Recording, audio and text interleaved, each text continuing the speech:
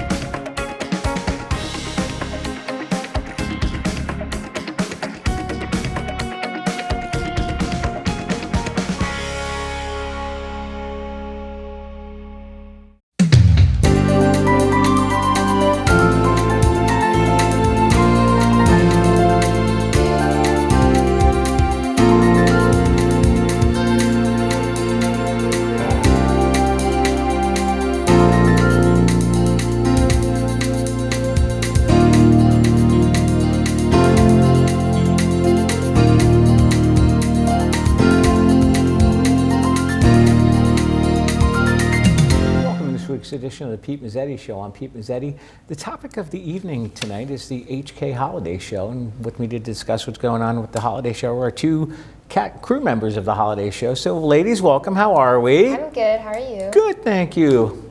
Great. How are you? Good, thank you. Good. So if you want to introduce yourselves and tell us a little bit about yourselves. So I'm Reagan Aronson. I'm a senior this year, and this is my third year, a part of the Holiday Telethon, and we'll be producing and directing the show. I'm Mara Cortez. I'm a junior. This is also my third year doing the Holiday Show, and I will be floor directing. Now, how did you guys get chosen for the Holiday Show? Is there a selection process? So we're both a part of the most advanced level class at the high school. Mm-hmm. That class is mainly in charge of the show. Okay. It's also a kind of seniority role where the more experience you have producing or directing is typically how your roles follow for the show. Okay. If you're a better camera operator, you're going to be a camera operator. Right. If you have more experience technical directing, you will technical direct. It all depends on where your experience lies. And obviously there's been a lot of preparation for the show. When do you guys start prepping for the show? I believe we started prepping in beginning of October. Yeah, we start pretty early. We like to get ahead just because we'd rather have it started early than it's a week before the show when we're trying to get everything done. It takes a lot. Yeah, we start searching for our beneficiary end of September, beginning of October, and we want to get those interviews in and done as soon as possible so then we can start our preparation for projects and further. Now, as far as the beneficiary for this year, who is it? We selected Love from Lincoln, Hope from Haley. It's a family where their, at the time, 3-year-old boy was diagnosed with his heart failing. And so he then went through 10 months of a hospital stay. He didn't leave the hospital, and eventually he got his life-saving surgery, his new heart. And now he's doing great, but the family went through so much and they had so much support. So they really want to now give back all that support that they got. They want to be the support that they had. Sounds like a really cool organization. I was doing a little bit of research about it for tonight. And yes, it's really heartwarming. The little boy, he's so sweet.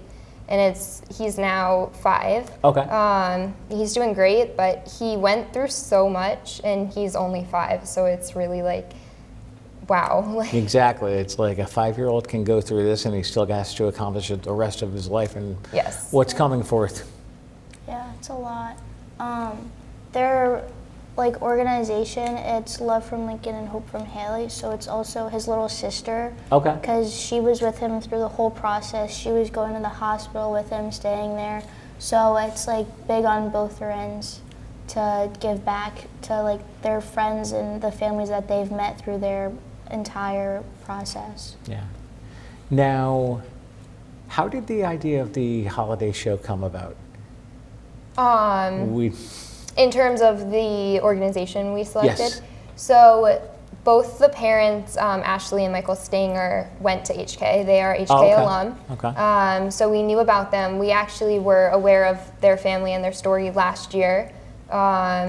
around the holiday show time. And so then this year they came to us and they said, we're starting a nonprofit, and it'd be helpful if we could be the beneficiary.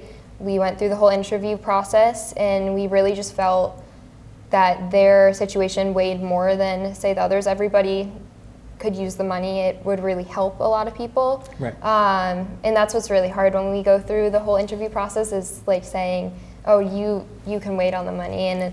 And we just felt this one was the biggest need, and we really want to help them get their organization started because they are a new nonprofit. They really could use the money to get kicked off, I would say. Exactly, because it's not easy getting a nonprofit off the ground. No, I don't know a lot about that, but from what I hear, the organizations I've worked with over the past couple of years in the Holiday Telethon, it's a lot. There's a lot that goes on behind the scenes. So. Yeah, oh yeah. Now, as far as the interview process for becoming a potential benefactor for the holiday show, what does that entail? You just fill out forms? Yeah, so we have a form that goes out. Anybody in the community who might be interested can fill it out. Then our teacher, Ms. Topa, she goes through the forms and she looks at them, and then we bring those people in for interviews. And so that advanced class I was talking about, our class, there's 11 of us. Yeah, it's not a big class. It's not a big class, and we all sit around our room and we listen. We all generate questions, and we ask, and we figure out what their need is, what their story is, their purpose, what they're trying to do. Right. And then we kind of all just talk about it and make a decision. Sounds very time consuming. Very, but it's very rewarding. It is. Yeah. And now, let's say that they choose a benefactor, is there a waiting period for you guys, for the benefactor to reapply again, as far as being the benefactor for the holiday show, or do you only get it once? We try to do new beneficiaries each year. Yeah. So we want to just be able to keep helping. And it's never come to a situation where, say, we've just done somebody again, which I'm not saying we would never do that in the future, but we just haven't. Now, as far as from what I'm looking at, as a special thank you, all pledges over $25 or more get thrown into a fishbowl. Tell us about the fishbowl project. The fishbowl, it's basically if you make a donation of $25 or more, your name or your company, whatever you're donating from, gets put into a fishbowl. And it's kind of like a segment we have on the show where we have like our hosts, and they pick a name and you win like whatever prize is lined up at that time. Oh, cool. And it's just like a way for us to, like, give someone a little gift for their gift to us. Now, what are some of the prizes over the years? So over the years, we have like a range. We normally start the show off with the smaller items. So it can be a candle from a little gift shop, up to we had Southington ski tickets last year. Oh, cool. Yeah. You got Palace Theater tickets and stuff. So we can get some really great donations as a class. At a bunch of the TV classes, actually, our job is to go out into the surrounding towns and talk to businesses and local businesses and say, hey, this is what we're doing. If you're interested, would you be able to donate something for our fishbowl raffle? And so we're currently in the process of doing that, and we just try to get as many donations as possible. And then we love to shout out the businesses throughout the show to say thank you. Exactly. Now let's talk about your roles and what exactly each of you are going to be doing for the holiday show. So last year I was co-producer. Yeah. So I really saw what happens, like what needs to be done. And so this year, our teacher Topa, she came to us and she said to me, she was like, do you want to produce? And I was a little unsure. I was like, okay. But I was like, okay, I'll do it. And Myra's actually co-producing with me. Okay. Yeah. You excited? Yeah, it's a big responsibility, but it's fun. It is a big responsibility, but at the same time, we're doing the work anyways. So exactly. Yeah. And then live for the show, I will be directing. So I get to oversee it all, but it's a big role, but I enjoy being able to see it all and have the ability to touch every little piece, so then I can feel like I did something. Exactly. And then you're floor directing. Yeah, so I'm kind of like more in the show, like making sure everything's going as it should, you know, listening to whatever Reagan's telling me from the control room and just making sure everything like in front of the camera is what it's supposed to be and going how it's supposed to go. Sort of like I have a floor director here, you're going to be doing the same thing Yeah. for the holiday show. Yeah, I do it a lot, so I like it's. You like it? Yeah, I enjoy it. I think I'd rather be like the one that's on the floor directing everybody on the inside rather than doing something else. So you'd rather be on that side of the camera than this side of the camera? I enjoy both. Oh, yeah? I love being on camera. It's fun, but I think something like this, like last year I hosted. I was one of the main hosts. And How was that? It was fun. It's stressful, but it's a lot of fun, and you meet a lot of people, and it's a lot, but I think being on the other side of the camera is good. It's just good to experience, and especially with next year and just getting ahead and making sure that you know what you're doing and making sure everybody else knows what they're doing. It's good. Exactly. Now, how do they choose? How many hosts do you guys have for each segment? Or So we try to range from 4 to 6 hosts in pairs, because the idea is we want at least 4, so that way if one host is busy doing something, then we can have somebody else go over there. And we aim for 6 because you never know if somebody's going to get sick. So we like to be prepared. This year we have 7 hosts. We added another one to just fit in extra roles. And we ask people who have been involved in the TV studio at school. We say, all right, we're holding auditions, and they get a script and they have to practice and read it and then present it to us. And then we go through and we're like, all right, this person would be good for this kind of role. And each host kind of has a slightly different job. One pairing will be on the stage interviewing the performers, and 2 others will be interviewing Board of Ed members and family members, and then another set will be interviewing the direct beneficiary. And then we also have one host who will be actually in our studio this year, taking more on a role of, hey, this is our phone number, hey, this is how much we have raised. And so really just like hyping it up. Would you guys mind sticking around for another segment? Yeah. All right, we'll be right back. The Better Business Bureau is warning consumers about unlicensed and unverified online gambling sites. From 2022 to 2025, BBB received more than 10,000 complaints nationwide, including hundreds from Connecticut, about lost money, frozen accounts, and withdrawal problems. Remember, in Connecticut, only DraftKings, FanDuel, and Fanatics Sportsbook are licensed to operate. Using offshore or unlicensed sites is illegal, and you may have no way to recover your money if something goes wrong. Protect yourself. Verify before you play at bbb.org.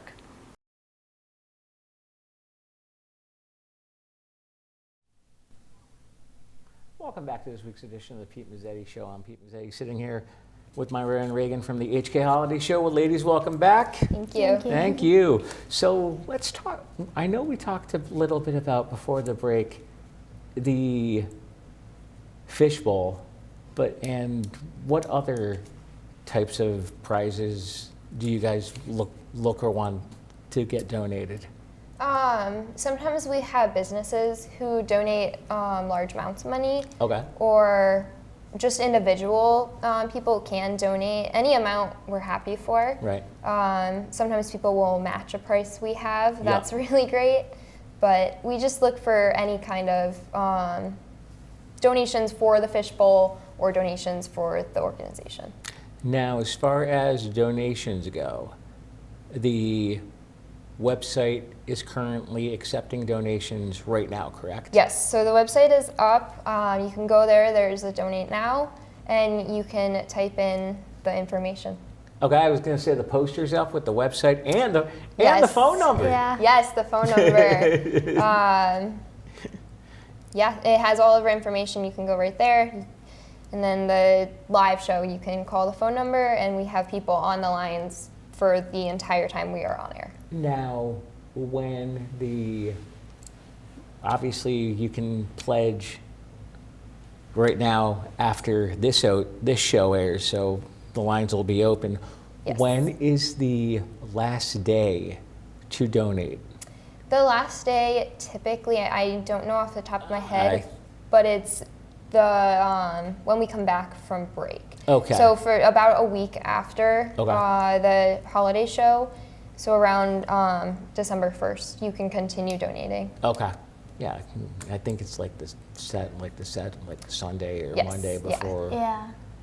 I Sounds believe about because right. I'm just going back from last year's Yeah. notes. It's like I think it's right around the time you guys. And how quickly do you know how much you raised? Does it? I'm assuming it takes a couple days to figure out a final number. Yeah, the final Yeah. number, it takes a couple days, but we have somebody whose job actually is to sit and add up all the money as we're going, because we have the tote board. That is something we air throughout our show. So as money is coming in, we constantly have somebody whose job is to sit at a computer and just calculate it all and put it in. So we like to keep showing and being like, all right, hey, this is how much we've raised. Let's keep going. Can we make running it more? total. Yes. Yeah. The Yes. board on the running total on the board continuously gets updated. Yes, it Yeah, does. it does. And as far as the live show goes, when is it? Live show is December 23rd. Okay. It runs from 8 to 11. Okay. So we are live for the 3 hours that we are showing performances, we are interviewing, we have so many videos that we have created. And the number is active the entire time. People are calling in. Yeah. Phones are ringing off the hook. Yes. Yeah. The phone. We have one camera that we cut to, and it's our Sky camera, and you can see the phones, and they're just always like people are always sitting there just like picking up phones. And I've never done. Did you do fishbowl? Yeah, Or my freshman phones? year, I did the phones, and it's a lot. Oh, and is it? Yeah, you have to like get the information down as quick as you can, but you also have to make sure you're writing it down correct, and that sometimes the line cuts out, or you're like mid phone call and another call comes in, and it gets stressful. I was gonna say, yeah, it's probably nerve-wracking if you're taking a credit card number and the call drops. It's like, Yeah. oh no, now what? Yeah, or sometimes you always mess up like one number, and it's Yeah, that could happen too. So tell us a little bit more about the benefactor and the holiday show. So we have Lincoln, who is, I said he was 5 now. He is very excited and happy, and he knows that he gets to be a part of this where he's giving back to the people in the hospital. He has friends who are these other little kids who are still waiting for their transplants. And it's just an unknown amount of wait time. There's people who have been there since before he was there, and they're still there. And it's hard because they're these little kids, and he knows like his friends are still waiting for something he has. So hearing him, we interviewed him, and what he kept saying, he was like, donate now. That's all. He just kept saying, donate now. And he wants to just help his friends. So that's really heartwarming. And then there's Haley. yeah, his little sister, she's so adorable. Oh yeah? Yeah, she's a big help, and she's right there with him, and she's understood their whole thing, and she's just been his biggest supporter, and now she's happy to help support their friends that they've made and other families. Wow. Yeah. Sounds like a very cool organization. Yeah, it is. I definitely feel like it's unique. Obviously, there is a lot of support organizations. Right. But coming from the fact that this is their story, they went through it. I think it gives them more of a purpose than anything else, and it's really special that they want to give back as they were supported so much. And as far as the holiday show goes, of what types of other projects are you guys going to plan on airing? You said you're doing a lot of videos for. Yes, so we have a lot of videos that are pre-prodded and then live on air. So that way we can go back and forth to both. Right. You've worked on the day in the life. Yeah, I just did a video where we had videos from their time in the hospital. Okay. And then I had talked to Ashley, and she just kind of explained what it was like a typical day in the hospital compared to what it's like now that they're home, and how she just hopes that other families are closer to getting to that. Yeah, and I've done a couple of videos right now. I am actually working on, so we have what we call our meat segments, and then we have our fun segments. So we have the segments that consist of interviews and the storytelling and images. And so I've worked on a couple of those. I created our promo video as well as the story of Lincoln, and we interviewed the mom and Lincoln, and we have a video of them just like telling their story. So that was really special to make. I really enjoyed that. And then right now I am doing what's more of a fun video. Me and a group of people, we filmed at my house on Saturday, and we recreated the Christmas vacation scene of the squirrel in the tree. And so everybody's running around my living room screaming. And so we have those segments that are really fun and special, and then we have the segments that are also really informative. We will have a heart transplant PSA and an organ donation PSA. Tristan just was doing. Like explaining what a Berlin heart is, because while you're in the hospital, they have you on this machine, and it's called a Berlin heart.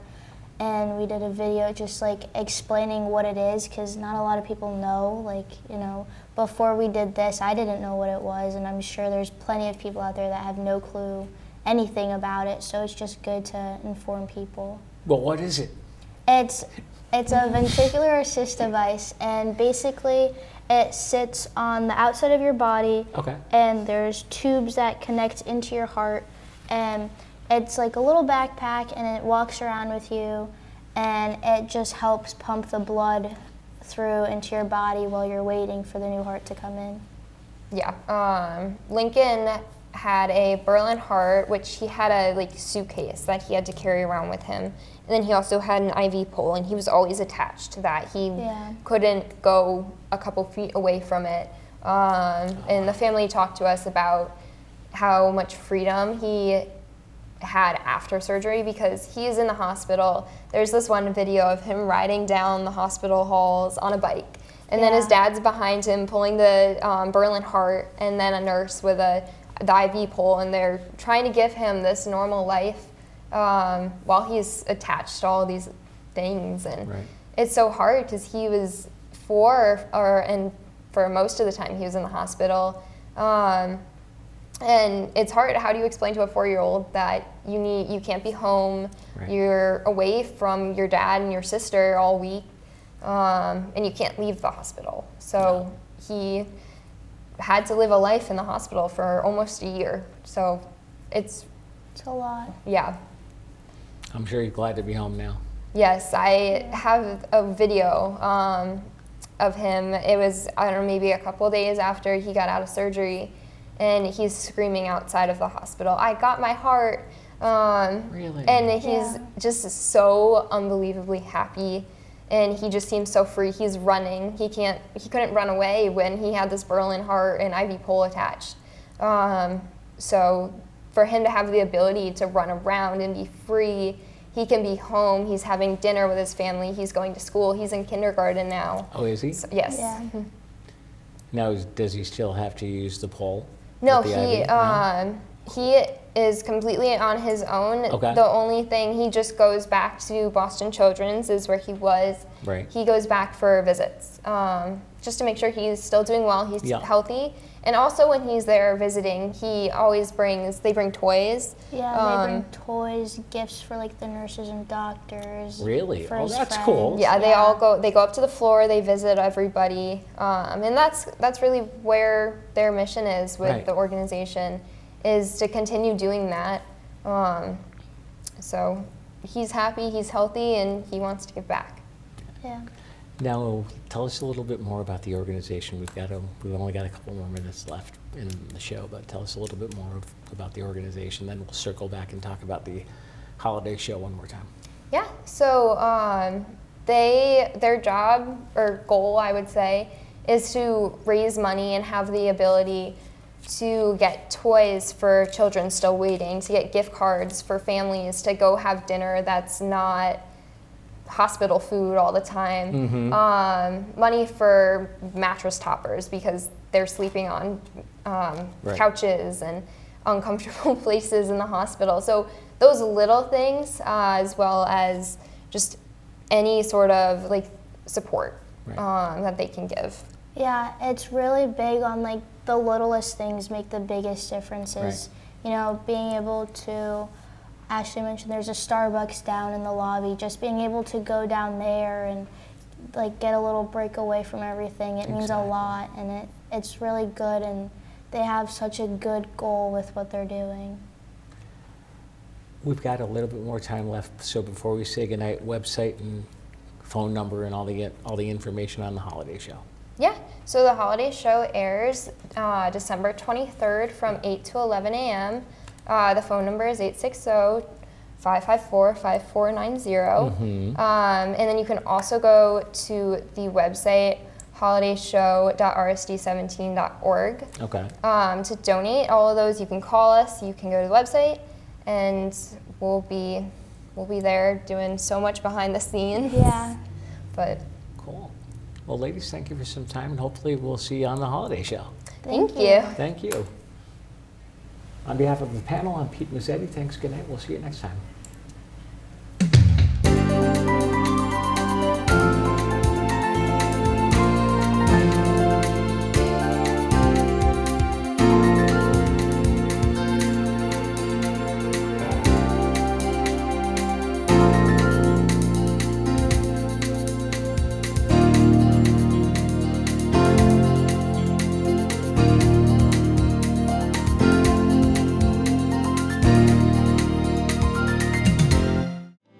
The preceding program was brought to you in part by